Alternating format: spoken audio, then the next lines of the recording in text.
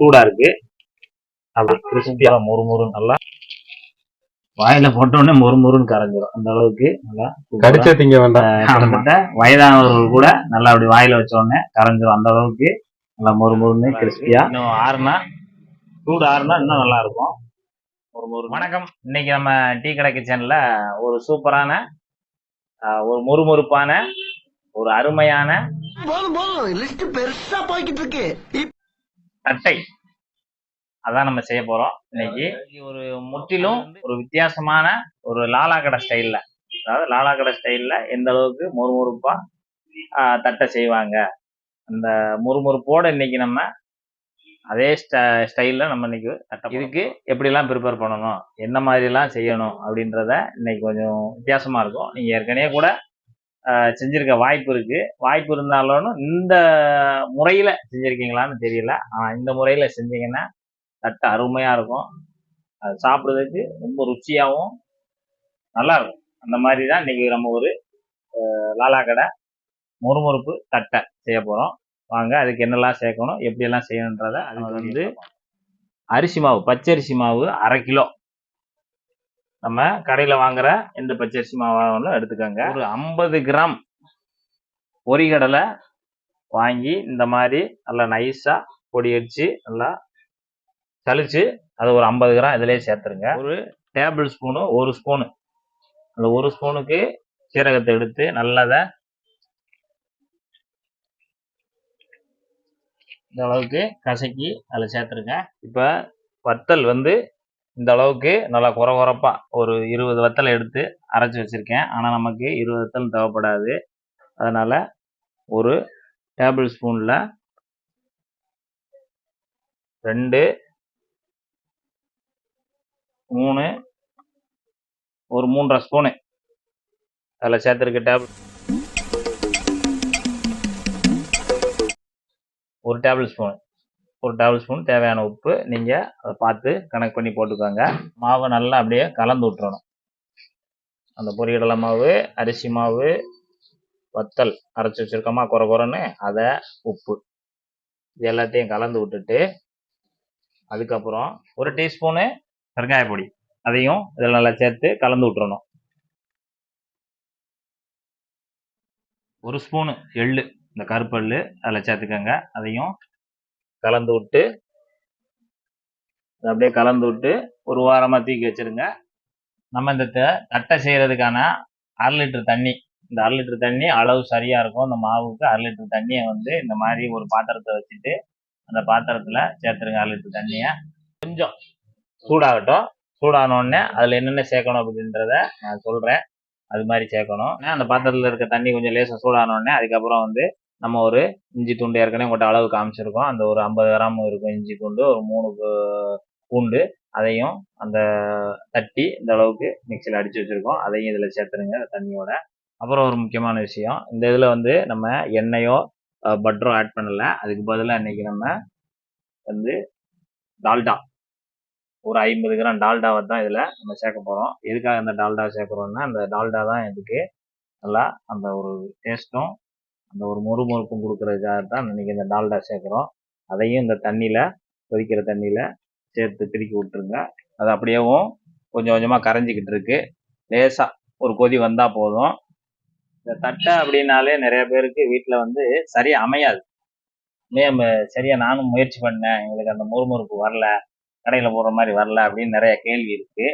அந்த கேள்வி உள்ளவங்களுக்கு இந்த மாதிரி ஒரு முறையில் நீங்கள் அந்த கடை முறையிலேயே நீங்கள் தயார் பண்ணி சாப்பிட்லாம். அந்த அளவுக்கு தான் இன்றைக்கி சொல்லி கொடுத்துக்கிட்டு இருக்கோம். இந்த அளவுக்கு கொதிச்சா போதும். கொதிச்ச உடனே அப்படியேவும் தீயை குறைச்சிருங்க.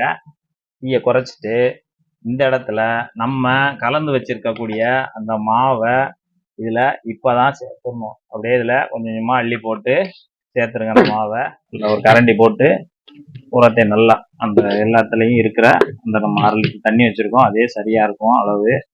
அதுலேயும் நல்லா கிண்டி விட்டுட்டு, ஆமாம், அதில் கிண்டி விட்டுட்டு நம்ம அப்படியேவும் ஸ்டவ் ஆஃப் பண்ணிடுங்க. இப்போ நல்லா பிரட்டி விடுங்க. பிரட்டி விட்டுட்டு மறுபடியும் அதே பாத்திரத்தில் நம்ம எந்த மாவு எடுத்தோமோ மாவு பிசைகிறதுக்கு அந்த ஒரு வட்டமான பாத்திரத்தை எடுத்துக்கோங்க. நம்ம அந்த மாவுகளை இதில் எடுத்து போட்டுருங்க. எல்லாத்தையும் அப்படியே இந்த பாத்திரத்துக்கு மாற்றிடுங்க.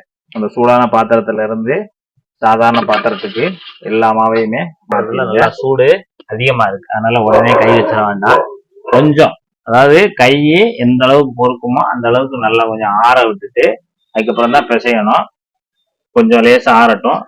இந்த இடத்துல நீங்க உப்பு காரம் வேணா செக் பண்ணிக்கலாம். சரியா இருக்கு, இதுக்கு மேல நம்ம போட வேண்டாம். நம்மளோட அளவு சரியா இருக்கு. அளவுக்கு நல்லா கை போட் பண்ணிற அளவுக்கு ஆறிடுச்சு. கை எனக்கு பொறுக்குது, உங்களுக்கு இன்னும் பொறுக்கல அப்படின்னா நீங்க கொஞ்சம் வெயிட் பண்ணியவும் அதை மாவை பிசைஞ்சுக்கோங்க. நல்லா இந்த அளவு காத்தாடியில கூட நீங்க ஒரு 5 நிமிஷம் ஓட விட்டு நீங்க நல்லா அதை ஆற வச்சுக்கலாம். நல்லா இந்த அளவுக்கு நல்லா மாவை நல்லா கெட்டியா தான் பதம், இந்த அளவுக்கு பிசைஞ்சு எடுத்துக்கோங்க. அடுத்து என்ன செய்யணுன்றத தொடர்ச்சியா பார்த்துக்கிட்டே வாங்க. பிணைஞ்சு வச்சிருக்கோம். இந்த பிணைஞ்சு வச்சிருக்க மாவுல இப்போ இந்த அளவுக்கு கொஞ்சமா எடுத்து அதை நல்லா இந்த அளவுக்கு ஒரு பலகையில போட்டு நல்லா இந்த அளவுக்கு உருட்டிக்கோங்க. நைஸா நல்லா திக்கா உருட்டி எடுத்துக்கோங்க. இந்த அளவுக்கு திக்கா உருட்டி எடுத்துக்கோங்க. அப்படின்னா தான் நம்ம அந்த தட்டையோட அளவு கட் பண்ணி எந்த அளவுக்கு வரும் அப்படின்றது சரியா இருக்கும். இந்த அளவுக்கு ஒவ்வொருட உருண்டையும் இந்த அளவுக்கு நல்லா அளவை வெட்டிக்கோங்க. எல்லாத்தையுமே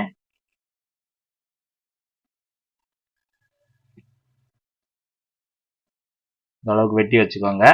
இந்த வெட்டி போட்டீங்க, இது எப்படி வட்டமா ஆகும் பாருங்க தம்பி. இது மாதிரி வெட்டி வச்சிருக்கக்கூடிய துண்டுகளை ஒவ்வொரு துண்டுகளையும் நல்லா இப்படி வச்சுட்டு நல்லா இப்படி நல்லா அமுக்கினாலே போதும், நல்லா ரவுண்டா வந்துடும். அந்த அளவுக்கு அதை எடுத்து அப்படியே நல்லா ஒரு பாத்திரத்துக்கு மாற்றிடுங்க. இந்த மாதிரி எல்லாத்தையுமே அப்படி ஒரு அமுக்கினாலே நல்லா விரிஞ்சு வந்துடும். அப்புறம் இன்னொரு மெத்தட்லேயும் பண்ணலாம், அதையும் சொல்லிடுறோம். கைட்டு அமுக்க முடியல அப்படின்னா இந்த அளவுக்கு ஒரு கப் எடுத்துக்கோங்க. அந்த கப் எடுத்துக்கிட்டு நல்லா அப்படி அழுத்துனீங்கன்னா சூப்பரா அமைக்கிறோம். நல்லா ரவுண்ட் ஷேப்பு சூப்பரா நல்லா வட்டமா இந்த அளவுக்கு வந்துடும். இந்த அளவுக்கு பூராத்தையும் நல்லா அருமையா அந்த அளவுக்கு தேய்ச்சி எடுத்துக்கோங்க. உங்களுக்கு என்ன சைஸ் தேவையோ அந்த அளவுக்கு சின்ன உருண்டை சின்ன உருண்டையா தேய்ச்சி எடுத்துக்கோங்க. ஓகே ஃப்ரெண்ட்ஸ், இப்போ எண்ணெய் நல்லா ஓரளவுக்கு சூடா இருக்கணும், ரொம்பவும் ஓவர் சூடா இருக்கக்கூடாது. இந்த மாதிரி எண்ணெய் சூடான உடனே எல்லாத்தையும் நல்லா ஒவ்வொன்றாவும் எடுத்து சேர்த்துருங்க. எண்ணெயில நல்லா பொரியட்டும். எண்ணெயில் போடும்போது ரொம்ப கவனமாக போடணும், ஏன்னா எண்ணெய் மேலே தெரிச்சிடாமல் மெதுவாக பாதுகாப்பாக எடுத்து ஒன்றா உள்ளே போட ஆரம்பிச்சிடணும். எண்ணெயில் போட்ட கொஞ்ச நேரத்துலேயே எல்லாமே நல்லா பொரிஞ்சு வர ஆரம்பிச்சிடும். கரண்டியை வச்சு அப்படியே கலந்து விட்டுக்கிட்டே இருக்கணும். அப்போ தான் எல்லா பக்கமுமே நல்லா ஒன்று போல் மொறுன்னு வேக ஆரம்பிக்கும். எல்லா தட்டைகளும் நல்லா பொரிஞ்சதுக்கப்புறமா எண்ணெயோட நுரை எல்லாமே கொஞ்சம் கொஞ்சமாக அடங்க ஆரம்பிச்சிடும். இந்த டைமில் இந்த தட்டை எல்லாத்தையுமே நம்ம அரித்து வெளியில் எடுத்துடலாம். வெளியில் எடுத்த இந்த தட்டைகள் எல்லாத்தையுமே நல்லா எண்ணெய் வடியட்டும், நல்லா ஆற விட்டுருவோம். ஆற விட்டு இந்த தட்டை எல்லாத்தையுமே நல்லா ஏர்டைட் கண்டெய்னரில் எடுத்து வச்சிட்டிங்க அப்படின்னா 1 வாரம் ஆனாலும் இந்த மொறுமொறுப்பு அப்படியே இருக்கும். இப்போ நமக்கு ஒரு சூப்பரான மொறு தட்டை கிடச்சிருச்சு. இந்த மாதிரி நீங்களும் வீட்டில் ரெடி பண்ணி உங்கள் வீட்டில் இருக்கிற எல்லாரையும் அசத்துங்க. நம்ம நாளைக்கு ஒரு சூப்பரான வீடியோவில் சந்திக்கலாம். நன்றி, வணக்கம்.